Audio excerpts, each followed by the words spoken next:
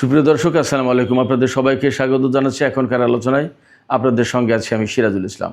দর্শক, America, Israel এবং ইরানের মধ্যে যুদ্ধ শুরুর আগে যে অবস্থা তৈরি হয়েছিল, বর্তমানে সেই অবস্থা।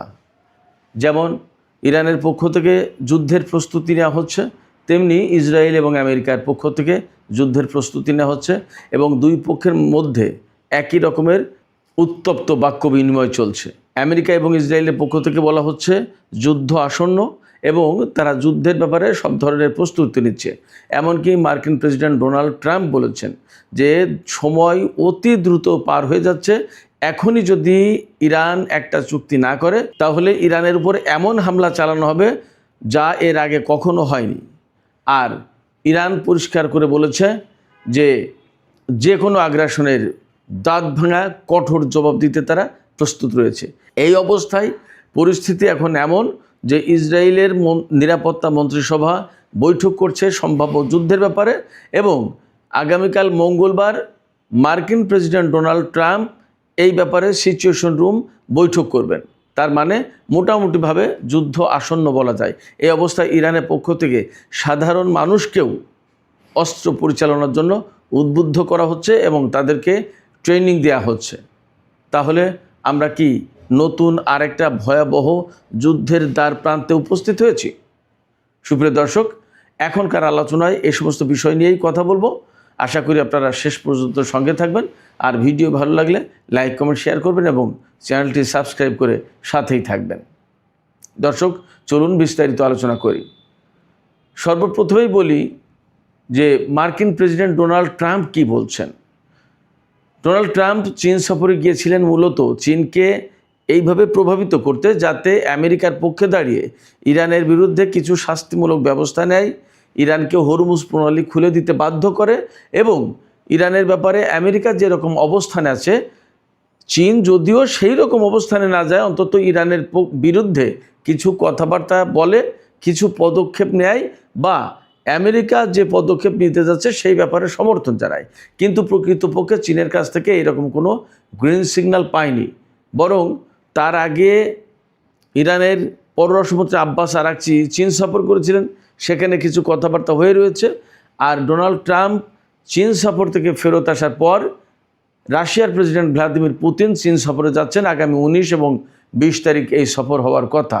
সেখানে গুরুত্বপূর্ণ আলোচনা হবে। তার মানে ডোনাল্ড ট্রাম্পের আগে এবং পরে রাশিয়া, চীন এবং ইরানের যে বলয় সেই বলয়ের বৈঠক হচ্ছে। মোটামুটি তাতে পরিষ্কার যে এই বলয় কোনো মতেই আমেরিকার এগেনস্টে দুর্বল হবে না এবং এই বলয়ের ভেতরে ভাঙন হবে না। মোটামুটিভাবে এই কথা পরিষ্কার বোঝা যাচ্ছে। এই অবস্থায় মার্কিন প্রেসিডেন্ট ডোনাল্ড ট্রাম্প ভীষণ অপদস্থ হয়ে বলা যায় চীন থেকে আমেরিকায় ফেরত গেছেন। একটা বিষয় খেয়াল রাখবেন, আমি বারবার জোর দিয়ে বলছি, মার্কিন পররাষ্ট্রমন্ত্রী মার্কো রুবিওর উপরে নিষেধাজ্ঞা রয়েছে, চীনে প্রবেশ করতে পারবে না। এই নিষেধাজ্ঞা চীন তুলে না নেওয়ার পরেও আমেরিকার প্রেসিডেন্ট এই মার্কো রুবিওকে নাম পরিবর্তন করে ভিন্ন নামে ভিসা নিয়ে তারপরে চীন সফর করিয়েছেন।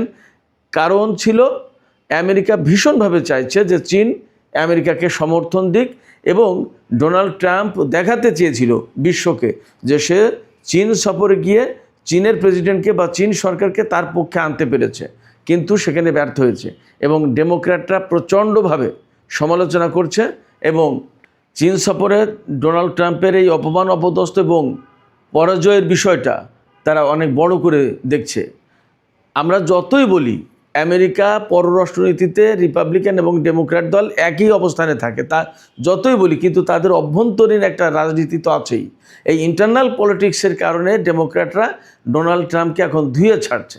শুধু তাই না, প্রসঙ্গক্রমে এই কথাগুলো বলে আমি যুদ্ধ পরিস্থিতিতে আসছি।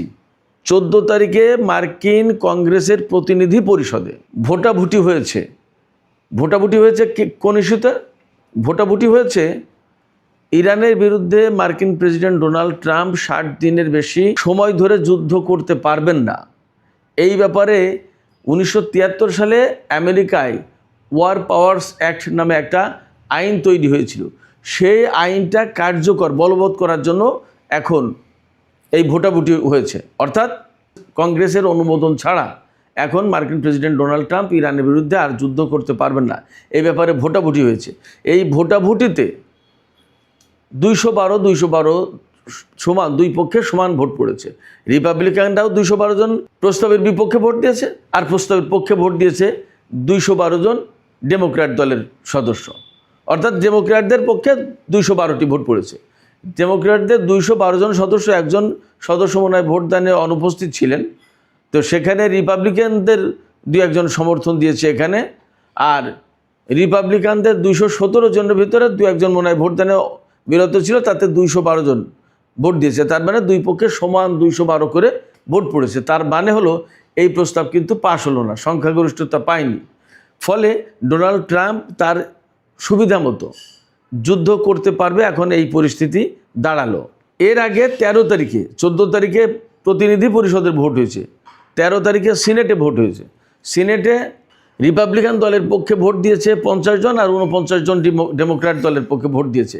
তার মানে খুব কাছাকাছি। তার মানে হচ্ছে আমেরিকার বিরোধী যে রাজনৈতিক শক্তি ডেমোক্রেটিক যে পার্টি, এই ডেমোক্রেটিক পার্টি তারা চাইছে না যে এই মুহূর্তে আমেরিকা ইরানের বিরুদ্ধে আরও যুদ্ধ করুক। এই না চাওয়ার অনেকগুলো কারণ, তার ভিতরে একটা কারণ হচ্ছে আমেরিকা সারা বিশ্বে তার প্রভাব হারাচ্ছে। এই প্রভাবটা হারাচ্ছে সামরিক প্রভাব, রাজনৈতিক প্রভাব, অর্থনৈতিক প্রভাব, কূটনৈতিক প্রভাব, সব ধরনের প্রভাব। অর্থাৎ আমেরিকা যে দুর্বল, আমেরিকার বিরুদ্ধে যে যুদ্ধ করা যায় এবং আমেরিকা ইরানকে যে হারাতে পারছে না, এই কথা পরিষ্কার হয়ে যাচ্ছে সারা বিশ্বের মানুষের কাছে। এতে আমেরিকার যে সারা বিশ্বে একটা অবস্থান ছিল, ভাবমূর্তি ছিল এবং ভাবমর্যাদা ছিল, তাদের যে একটা বিরাট প্রভাব প্রতিপত্তি ছিল সারা বিশ্বে, তারা তাদের কথাই চলতো, এই অবস্থাগুলো, এই বিষয়গুলো এখন আর ক্রমে ক্রমে দুর্বল হয়ে যাচ্ছে, এইগুলো থাকছে না। সেটা আমেরিকার জন্য অনেক বড় ক্ষতি। এই জন্য ডেমোক্র্যাটরা খুবই বিরোধিতা করছে। আর রিপাবলিকানরা এই মুহূর্তে যুদ্ধের পক্ষে অবস্থান নিচ্ছে এই কারণে যে তারা কোনোভাবে যদি ইরানকে হারাতে পারে, তাহলে তারা দেশের রাজনীতিতে, অর্থাৎ আমেরিকার রাজনীতিতে আবার ফিরে দাঁড়াতে পারবে, ঘুরে দাঁড়াতে পারবে, এবং তারা বোঝাতে পারবে যে ইরানের মতো একটা শক্তিকে তারা যুদ্ধ করে হারিয়ে দিয়েছে। আমেরিকা এখনও শেষ হয়ে যায়নি, আমেরিকাই এখনও সারা বিশ্বের 1 নম্বর সুপার পাওয়ার, এই কথা প্রমাণ করতে চায়। সেক্ষেত্রে তাদের সামনে যুদ্ধের বিকল্প আর কিছু নেই। এই অবস্থায় আমেরিকার প্রেসিডেন্ট ডোনাল্ড ট্রাম্প আগামীকাল হোয়াইট হাউসের সিচুয়েশন রুমে বৈঠক করবেন। সেই বৈঠকে মার্কিন president Donald Trump, vice president JD Vance, পররাষ্ট্রমন্ত্রী মার্কো রুবিও, তারপরে যুদ্ধমন্ত্রী পিট হেগসেট, সম্ভবত স্পিকারও থাকতে পারেন, তারপরে সিআইএর ডিরেক্টর তিনি থাকবেন, এরপরে আরও হয়তো বড় বড় সেনা কর্মকর্তা তারা থাকতে পারেন। এর মানে দাঁড়াচ্ছে সেখানে যুদ্ধের পরিকল্পনা নিয়ে কথা হবে। তারা আলোচনা করবে, যা নিয়ে সেটা হচ্ছে ইরানের বিরুদ্ধে যুদ্ধ করতে গেলে এই মুহূর্তে কি কি কৌশল নেওয়া দরকার। আগেরবার যুদ্ধের সময় তাদের কৌশলে কোথায় কি ভুল ত্রুটি ছিল, তাদের কোথায় দুর্বলতা ছিল, কোনটা করলে বেশি ভালো রেজাল্ট পাওয়া যাবে, এই সমস্ত নিয়ে তারা আলোচনা করবে। শুধু তাই না, যুদ্ধের ব্যাপারে আরব দেশগুলোর অবস্থা কিন্তু এখন আগের চেয়ে একটু ভিন্ন। আগে যদিও মোটামুটিভাবে মুখে মুখে না করেছে, কিন্তু তারা ঘাঁটি মাটি বন্দর দিয়ে সাহায্য করেছে আমেরিকাকে। কিন্তু এইবারের পরিস্থিতি ভিন্ন। এখন নতুন করে মধ্যপ্রাচ্যে একটা জোট হচ্ছে। এছাড়া যুদ্ধে কী ধরনের ক্ষয়ক্ষতির মুখে পড়েছে এই আরব দেশগুলো, বিশেষ করে কুয়েত, বাহরাইন, কাতার, সৌদি আরব, সংযুক্ত আরব আমিরাত সবাই জানে। এর ভিতরে সংযুক্ত আরব আমিরাত যদিও যুদ্ধের পক্ষেই থাকবে এবং তার ঘাঁটি মাটি সমস্ত সব কিছু ব্যবহার করতে তো দেবেই, তারা নিজেরাও ইরানের বিরুদ্ধে যুদ্ধ করে, পরিস্থিতি এইরকম। কিন্তু সৌদি আরব, কাতার, বাহরাইন, কুয়েত এরা কি করবে সেটা এখন বড় ভাববার বিষয়, বড় চিন্তার বিষয়। এইগুলো নিয়ে কিন্তু আলাপ আলোচনা করতে হচ্ছে, চিন্তা করতে হচ্ছে মার্কিন প্রশাসনকে। সিচুয়েশন রুমে হয়তো আরবদের পরিস্থিতি, আরবদের অবস্থান, এ সমস্ত নিয়ে আলোচনা হবে। একইভাবে আলোচনা হতে পারে আর একটা বিষয় নিয়ে। আগেরবার যুদ্ধের সময় ইরাকের ভেতরে ইসরায়েলের গোপন 2টি বিমান ঘাঁটি ছিল, সেখান থেকে বিমান হামলা চালানোর ক্ষেত্রে, ইরানের উপর বিমান হামলা চালানোর ক্ষেত্রে বিরাট সুবিধা পেয়েছে। কিন্তু এবার সেই ঘাঁটি তো উচ্ছেদ করে দিয়েছে ইরান এবং ধরা পড়ে গেছে। এবং ইরান আগেরবার যুদ্ধের সময় যে সিচুয়েশন ফেস করেছে, এবার কিন্তু আপার হ্যান্ডে ইরান, এবং তারাও নিজেদের দুর্বলতা ইত্যাদি এগুলো সব কিছু পর্যালোচনা করেছে এবং সেইভাবে তারা প্রস্তুতি নিচ্ছে বা নিয়েছে। এই পরিস্থিতিতে আমেরিকা কি করতে পারে, তাদের কি করা উচিত? এবং দেশের ভেতরে যে সিচুয়েশন আছে, বিশেষ করে জনগণের পক্ষ থেকে বিরাট রকমের বিরোধিতা আছে যুদ্ধের ব্যাপারে। ডেমোক্র্যাটরা সবাই বিরোধিতা করছে। এরপরে সামনে নভেম্বরে মিড টার্ম ইলেকশন, এখন মে মাস আধা আধি। এই যে সময়টা, এই সময়টাতে যুদ্ধ করলে মিড টার্ম ইলেকশনে যদি রিপাবলিকান দল খারাপ করবে তো বটেই, তারপরেও তারা হয়তো এইভাবে ভাববে যে যদি খারাপ করে তাহলে তাদের পরিস্থিতি কী দাঁড়াবে। ডোনাল্ড ট্রাম্প ইমপিচড হয়ে যেতে পারেন যদি ডেমোক্র্যাটরা প্রতিনিধি পরিষদে এবং সিনেটে সংখ্যাগরিষ্ঠতা লাভ করে।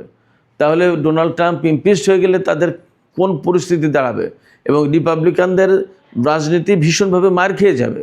এমনকি মেক আমেরিকা গ্রেট এগেন, মাগা আন্দোলন যেটা, সেই আন্দোলনের লোকজনও এখন অনেকেই ট্রাম্পের পক্ষে না, যুদ্ধের পক্ষে না। এই পরিস্থিতিতে নিজেদের দলকে কিভাবে সামাল দেওয়া হবে, জনগণকে কিভাবে সামাল দেওয়া হবে, বিশ্বে যে অর্থনৈতিক ক্রাইসিস তৈরি হয়েছে, আমেরিকার যে ভাবমর্যাদা ভীষণভাবে ক্ষুণ্ণ হয়েছে, এই সমস্তগুলো কীভাবে ম্যানেজ করা হবে, কীভাবে পুনরুদ্ধার করা হবে, এই সব কিছু ভাবতে হচ্ছে। এই সমস্ত সব কিছু নিয়েই আলোচনা হবে ওয়ার সিচুয়েশন রুমে, যুদ্ধ পরিস্থিতির যে রুম, যে মিটিং হবে আগামীকাল সেইখানে। এমনকি মার্কিন গোয়েন্দা কর্মকর্তা এবং সেনা কর্মকর্তাদের সাথে এই আলোচনাও হবে। ইরানের সাথে যুদ্ধ করতে গেলে কী লাভ, কী ক্ষতি, কী সম্ভাবনা, কী বিপদ, কী আপদ, আবার তারা কীভাবে সুবিধা পেতে পারে, সমস্ত সব কিছু নিয়ে আলোচনা হবে।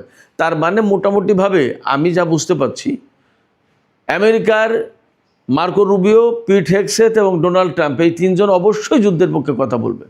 এবং এখন যেহেতু সবই রিপাবলিকান দলের প্রভাবিত লোকজন, সেনাপ্রধান বা আধা যত কর্মকর্তা, সিআইএ প্রধান, সমস্ত সব কিছু তাদের পক্ষের, ফলে যুদ্ধের পক্ষেই হয়তো একটা রায় আসবে এবং যুদ্ধের পক্ষেই অবস্থান থাকবে। যদি তাই হয় তাহলে আমরা ধরে নিতে পারি আর একটা যুদ্ধ আসন্ন এবং যুদ্ধ শুরু হতে যাচ্ছে। এবং আমি যে বলছিলাম যে সারা বিশ্বের অর্থনৈতিক যে ক্রাইসিস, সেইটার ব্যাপারে একটা ছোট্ট তথ্য দিয়ে রাখি আমি আপনাদেরকে। আজকে আমি পাকিস্তানের ডন পত্রিকায় দেখলাম, এই পত্রিকায় মার্কিন কোনো পত্রিকার উদ্ধৃতি দিয়ে একটা রিপোর্ট করা হয়েছে, যেখানে বলা হচ্ছে এই যুদ্ধের কারণে, যুদ্ধ শুরু থেকে এই পর্যন্ত বিশ্বের 279টা কোম্পানি 25 বিলিয়ন, তার মানে 2,500 কোটি ডলার, আমাদের বাংলাদেশের রিজার্ভ হয়তো 2,500-3,000 কোটি ডলার আছে, এই 2,500 কোটি ডলার ক্ষতির মুখে পড়েছে বিভিন্ন কোম্পানি, এই জাহাজ কোম্পানি এই সমস্তগুলো। এই যে পারস্য উপসাগর এবং হরমুজ প্রণীতে বিভিন্ন কোম্পানির জাহাজ আটকে রয়েছে, তাদের বিমার খরচ বেড়েছে, নানা রকমের ব্যাপার। এখানে 2,500 কোটি ডলার ক্ষতি হয়েছে শুধু কয়েকটা কোম্পানি, 279টা কোম্পানি। এছাড়া সারা বিশ্বের তেল কোম্পানি, বিভিন্ন রকমের লেনদেন বাণিজ্য, বহু ব্যাপার স্যাপার আছে, গ্যাস তেল রিলেটেড, পৃথিবীর সমস্ত সব কিছুতেই এর প্রভাব পড়েছে। তাহলে তার ক্ষতির মাত্রাটা কত? তার মানে বিশ্ব এই ক্ষতি বহন করছে, এই ক্ষতির চাপ মেনে নিতে বাধ্য হচ্ছে শুধুমাত্র আমেরিকার কারণে। এই আমেরিকা এবং ইসরায়েল যদি যুদ্ধ শুরু না করতো তাহলে তো এই অবস্থা তৈরি হতো না। এবং ইরানের সাথে আমেরিকা ইসরায়েলের যুদ্ধের আগে তো এই পরিস্থিতি ছিল না, তখন সব কিছু স্বাভাবিক ছিল। তখন 65 থেকে 70 ডলারের ভিতরে 1 ব্যারেল তেল পাওয়া যাচ্ছিল। এখন সেই 1 ব্যারেল তেল 100 ডলারের উপরে, 120 ডলার, 26 ডলার পর্যন্ত উঠেছে কখনো কখনো। এরপরে বিভিন্ন দেশের স্টক এক্সচেঞ্জে, তারপরে স্বর্ণের দাম, এরপরে তেলের দাম, গ্যাসের দাম, কোথায় কি হচ্ছে না হচ্ছে, কতটা অস্থিতিশীল পরিস্থিতি, সে খবর তো আমরা সবাই কম বেশি জানি। এই পরিস্থিতিতে আসলে পৃথিবীর মানুষ যুদ্ধ চায় না। এই বিষয়গুলো যেমন আমেরিকাকে মাথায় রাখতে হচ্ছে, আবার এটাও ঠিক যে আমেরিকা যে সিদ্ধান্ত নেবে সে তাদের মতো করে সিদ্ধান্ত নেবে। বিশ্বের মানুষের কি আসলো, কি গেল, কি ভাবলো, কি চিন্তা করলো, এ নিয়ে আমেরিকা আসলে চিন্তা করে না।